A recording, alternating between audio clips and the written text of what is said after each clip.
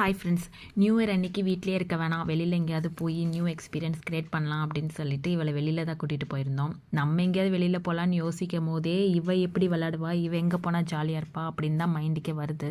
சரி, இவளை கொஞ்ச நேரம் விளாட வைக்கலாம் அப்படின்னு சொல்லிட்டு ப்ளே ஸ்டேஷன் ஏரியாவுக்கு தான் போயிருந்தோம். அங்கே போய் கொஞ்சம் நேரம் விளையாடலாம் அப்படின்னு சொல்லிட்டு போயிருந்தோம்.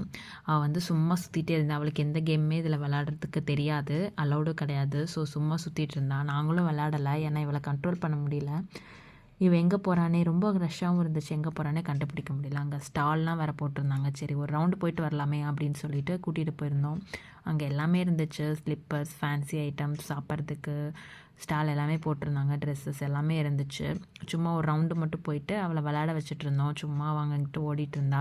இவ கூட யாருமே இன்றைக்கி கம்பெனிக்கு இல்லவே இல்லை. நாங்கள் 2 பேரும் தான் இவ கூட ஓடி ஓடி விளாண்டுட்டு இருந்தோம். சரி, நியூ இயர் அன்றைக்கி ஹாப்பியாக இருக்கட்டுமே அப்படின்னு சொல்லிட்டு தான் போயிருந்தோம். அப்படியே போயிட்டு